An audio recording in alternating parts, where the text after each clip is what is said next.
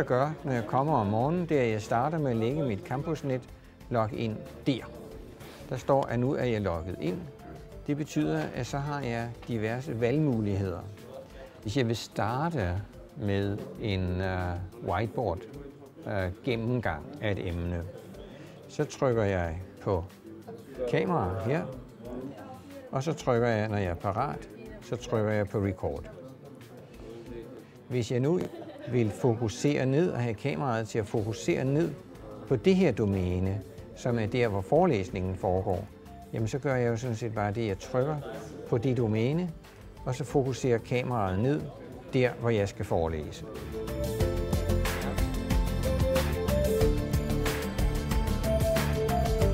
Så hvis jeg nu i stedet for vil vise nogle slides, jeg har med, så trykker jeg over på projektor 2 i stedet for.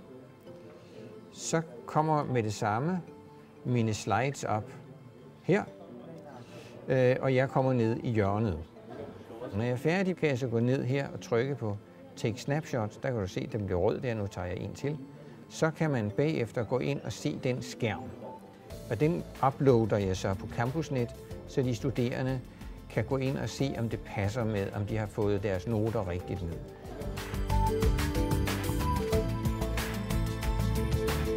Det er et godt rum at arbejde i, når vi skal lave podcasts af vores forelæsninger. Og det er meget vigtigt for os, at vi får en god kvalitet der. Og der har vi løst problemet omkring, hvor kameraet peger hen ved, at der er simpelthen en studerende, der sidder og styrer videoproduktionen.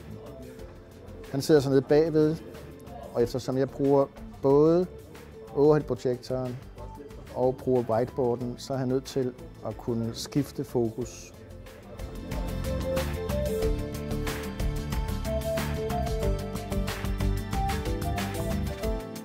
En anden måde at kigge på det at lave video her i lokalet er at sige, at man prøver forelæsningerne af, man prøver det stof af, man gerne vil arbejde med, og så kan man måske bedre lige træde et par skridt tilbage og sige, okay, det du siger her, det kan du faktisk korte ned til sådan og sådan. Måden at arbejde med udstyret på i forhold til at lave video her, synes jeg er ekstremt intuitiv. Dels ved, at vi jo blot over i selve videomodulet har et lille picture-in-picture, et billede af underviseren, som vi skal have ind. Og der er jo sådan nogle forskellige muligheder for ligesom at vælge om, hvad skal formatet være her. Skal det være sådan en lille en, skal det være en stor en osv. i forhold til skærmformatet.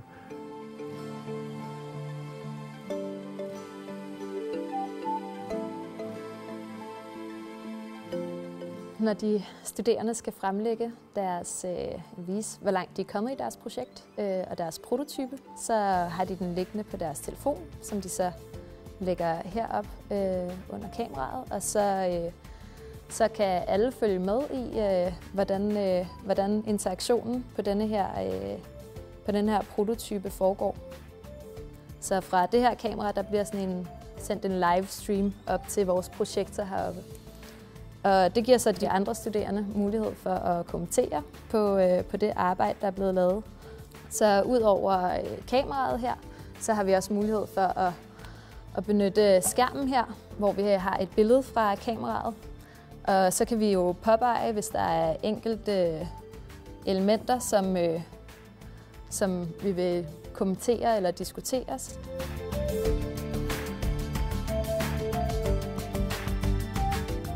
Det, jeg har kommet fra, og jeg føler mig tryg ved, det er faktisk at bruge gammeldags tavler og en overhead subsidiært et PowerPoint-show, men egentlig primært har jeg brugt meget overhead med nogle gamle billeder.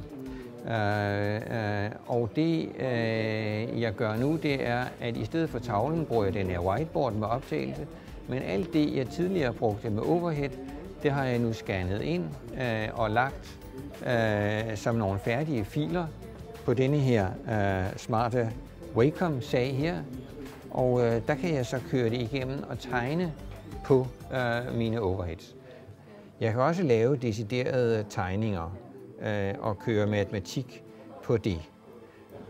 Så jeg har prøvet at bruge den som en ekstra tavle, eller som en erstatning for en tavle, hvor jeg dels kan vende ud mod de studerende og se deres reaktion, i stedet for at stå, som man ofte kommer til ved tavlen med ryggen til.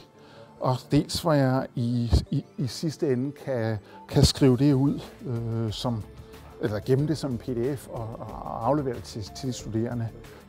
Man skal skrive med nogen samme hastighed på en tavle, og ikke som man vil gøre på et stykke papir. Faktisk er der ofte en fordel at skrive det lidt tykt, men man kan også gøre det rigtig tykt, hvis det skal være. Når jeg viser noget, så kan jeg gå hen her og vise som en stor rød prik. Den er markant mere tydelig, end en laserpointer vil være. Det her er fra fastefysik, hvor det er begyndelsen af udledning af noget, der hedder van der Waals kræfter mellem to atomer i den absolut simplest mulige model, hvor man viser, at det her er i virkeligheden kvantemekaniske nulpunktsfluktuationer, der går hen og giver en rigtig kraft. Og her går jeg så hen, det er måske lige på grænsen at lave så relativt lang en udledning på tavlen eller på Digitizer for den sags skyld. Man kunne overveje næste år at have lavet dele af det på forvejen, men så vil det på den anden side nemt gå for stærkt og gå hen over hovedet på studerende. Og så når vi her tilbage frem til det endelige resultat, der er der.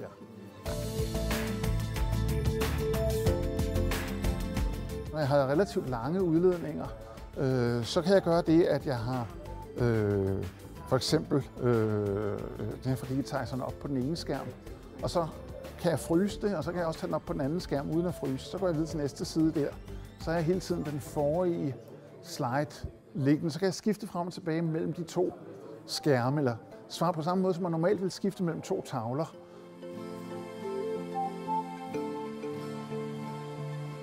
Jeg bruger jo, computeren her, iMac'en, der står her med dets præsentationsprogram, og det er jo ganske udmærket. Altså man kan både pointe og skrive meget, meget let, og så kan jeg jo gemme, hvad jeg har skrevet til de studerende, og lægge det op efter forelæsningen, så de har adgang til det. Så det fungerer sådan set rigtig, rigtig godt. Og så derudover så er vi så mange studerende, vi er 94 studerende, og det her lokale kan der jo kun være 60 personer i. Så derfor så streamer vi simpelthen forelæsningen over i et andet lokale. Lokalet, der er lige herovre på den anden side. Og det fungerer rigtig, rigtig godt. Så studerende kan sidde derover og så følge med i forelæsningen her, som samtidig også videofilmes og lægges ud, så de studerende faktisk også kunne sidde derhjemme og se forelæsningen efterfølgende, hvis de har lyst til det. Så når jeg skal streame, så tager jeg mit login-kort her, eller mit DTU-kort, og slider igennem her. Og så er der jo ellers mulighed for her at streame. Sådan der.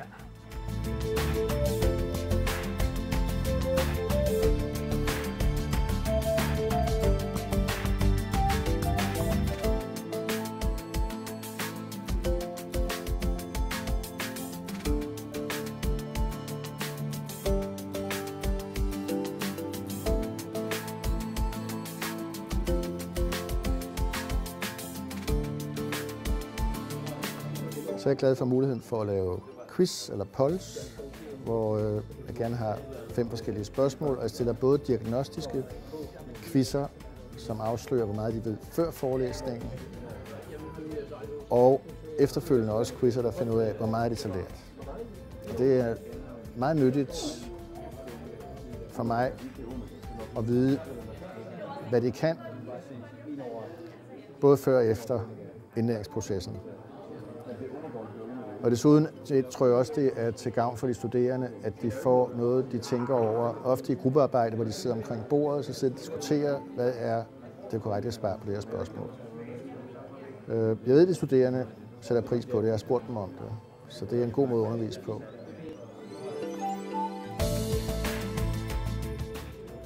Det, der så sker, når jeg kommer tilbage til mit kontor, det er at åbne min mail. Så ligger der sådan en mail her, DTU Video. New recording on podcast server. Og så kan jeg simpelthen gå ind og se de snapshots, der ligger hernede. Dem kan jeg downloade, dem lægger jeg op på Campusnet. Og tilsvarende kan jeg så gå ind her. Der er min første forelæsning her. Den er så taget for 2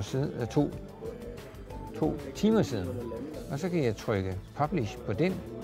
Og den skal lægges på 28530 transportprocesser. Så skal den have en titel. og den skal have en beskrivelse. Her viser jeg, nu er der gået 11-12 sekunder, og så sætter jeg simpelthen, hvis det er nu, så klikker jeg på den. Tilsvarende, hvis jeg vil se, hvornår den slutter, så kan jeg gå herned, og så kan jeg køre den der hen mod slutningen af forelæsningen, og der kan jeg så se, hvor jeg er henne der. Og når jeg så synes, at det er nu, at videoen ikke skal være længere, jamen så kan jeg jo så gå ind og sætte en out-tid. Derefter kan jeg så gå ind og trykke Publish Video. Der ligger så alle mine forelæsninger her. Hvis man trykker Download der, så tror jeg simpelthen, man kører for. Ja, der kører forelæsningen sådan der.